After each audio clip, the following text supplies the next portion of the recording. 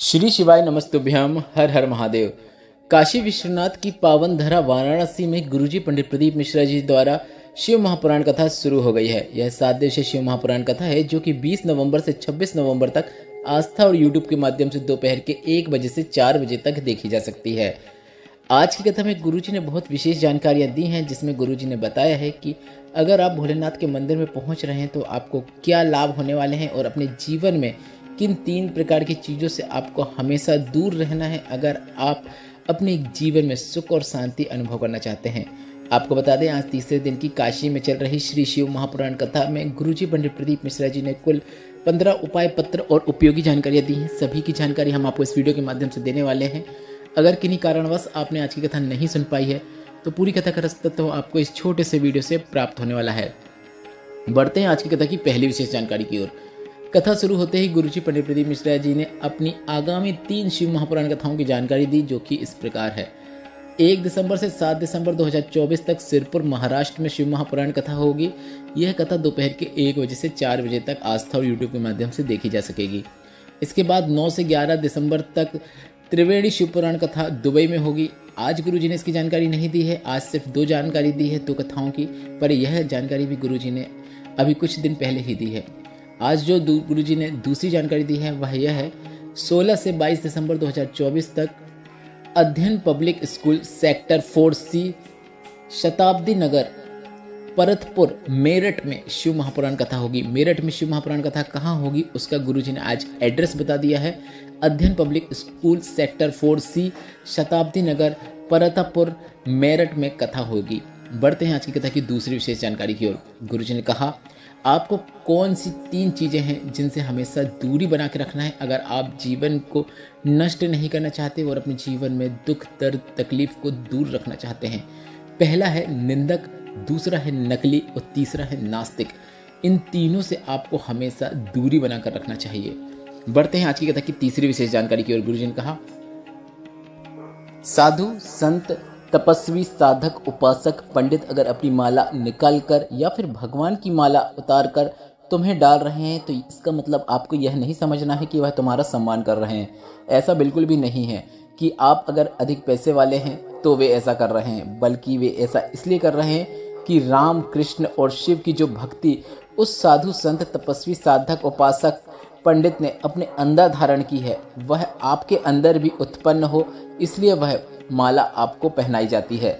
बढ़ते हैं आज की कथा की चौथी विशेष जानकारी की ओर। गुरुजी ने कहा, परसों इंटरव्यू में हमसे पूछा गया कि शंकर भगवान तो क्रोध के देवता हैं जो भस्म कर देते हैं, तो इस पर आपका क्या कहना है?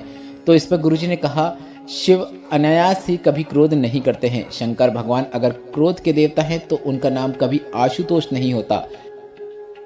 शिव महापुराण की कथा कहती है, जो शंकर का शरण में आ जाता है, जो शंकर की भक्ति को धारण कर लेता है, उसके अंदर जो लोभ काम क्रोध और अभिमान है भोलेनाथ उसे भस्म कर देते हैं। बढ़ते हैं आज की कथा की 5वीं विशेष जानकारी की ओर। गुरुजी ने कहा, 3 चीजें आपको शंकर भगवान के मंदिर में पहुंचकर अवश्य करना चाहिए।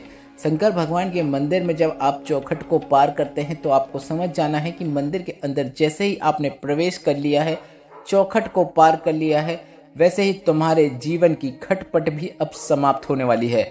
इसके साथ ही दूसरी चीज़ यह है कि शंकर भगवान के मंदिर में जब आप शिखर का दर्शन करते हैं तो आपके सभी प्रकार के पापों का नाश हो जाता है। तीसरी जानकारी आज गुरुजी ने नहीं दी है, अगर कल की कथा में बताएंगे तो उसकी जानकारी हम आपको कल अवश्य देंगे। बढ़ते हैं आज की कथा की 6वीं विशेष जानकारी की ओर। सविता तिवारी जी पत्र लेकर आई, जिसमें उन्होंने लिखा, मेरे बच्चेदानी में गांठ डॉक्टर ने बता दी, 5 महीने तक दवाई खाई, उसके बाद भी लाभ नहीं हुआ, फिर मैंने ऑपरेशन करा लिया। ऑपरेशन कराने के बाद कुछ समय बाद फिर से मुझे दर्द हुआ, डॉक्टर को दिखाया तो डॉक्टर ने कैंसर बता दिया। मैं बहुत घबरा गई, आपकी कथा सुनती थी पर आप पर विश्वास नहीं था कि 1 लोटे जल से बेलपत्र से लोग कैसे ठीक हो सकते हैं। मैंने आपकी कथा सुनना शुरू किया, शिव पर चढ़ी हुई बेलपत्र का आचमन करना शुरू किया, शिव पर चढ़े हुए जल का आचमन करना शुरू किया। इसके बाद जब मैं दूसरी बार जाँच कराई तो कैंसर नहीं निकला, पर डॉक्टर ने हेपेटाइटिस बी जैसी बीमारी बता दी और कहा कि जीवन भर आपको दवाइयाँ खानी पड़ेगी। मैंने स्वप्न में देखा कि आपकी फ़ोटो से बेलपत्र नीचे गिरा। मैं समझ गई कि बेलपत्र मुझे खाना है। मैंने बेलपत्र खाना शुरू किया। कुछ समय बाद जांच कराई तो मेरी हेपेटाइटिस बी की बीमारी भी ठीक हो गई है। अब मुझे कोई भी बीमारी नहीं है। उसी का आभार व्यक्त करने हम कथा पंडाल में आए हैं। बढ़ते हैं आज की कथा की 7वीं विशेष जानकारी की ओर। गुरुजी ने कहा, भोपाल में एक बंगाली चाट नामक एक व्यक्ति है जो कि चाट की दुकान चलाते हैं, और उन्होंने हमसे मिला और हमसे कहा कि महाराज जी, सबकी दुकान चलती है पर हमारी दुकान नहीं चलती है, हमें क्या करना चाहिए। तो गुरुजी ने कहा कि हमने उन्हें कहा कि तुम दुकान में बीच में श्री शिवाय नमस्तुभ्यम लिखवा दो, फिर देखना क्या होता है। गुरुजी ने कहा आज उनकी दुकान में इतनी भीड़ है कि कभी हम आपको आशीष जी के मोबाइल में उनकी दुकान की जो फ़ोटो है, बहुत अधिक मात्रा में भीड़ देखने को मिलती है, वह नज़ारा भी हम आपको अवश्य दिखाएंगे। बढ़ते हैं आज की तक की 8वीं विशेष जानकारी की ओर। उर्मिला जी पत्र लेकर आई जिसमें उन्होंने लिखा, मेरे 3 बेटे हैं, तीनों नौकरी के लिए भटक रहे थे, कुछ समझ में नहीं आता था कि क्या करूं। दिन भर हम चाट बेचते थे, थोड़ा सा पैसा आता था जिससे हम गुजारा कर लेते थे। एक दिन खाना खाते समय आपकी कथा सुना, कथा सुनते ही कथा में मन लग गया। हमने शिवलिंग पर जल चढ़ाना शुरू किया, मंदिर में जाकर साफ सफाई का कार्य करना शुरू किया और आपकी कथा पंडाल में सुनी, क्योंकि सुना था कि कथा पंडाल में बैठकर व्यासपीठ के सामने बैठकर श्री शिवाय नमस्तुभ्यम बोलकर की गई कामना बाबा जरूर सुनते हैं। मेरे एक बेटे की नौकरी विदेश में लग गई है, उसी का आभार व्यक्त करने हम कथा पंडाल में आए हैं।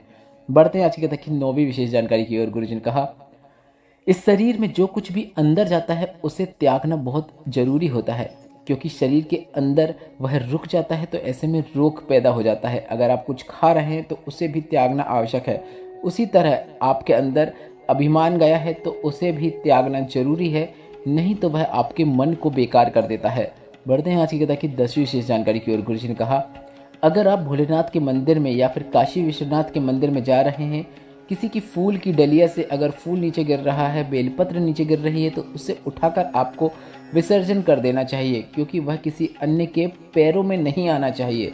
बहुत महत्वपूर्ण, बहुत शक्तिशाली होती है बेलपत्र।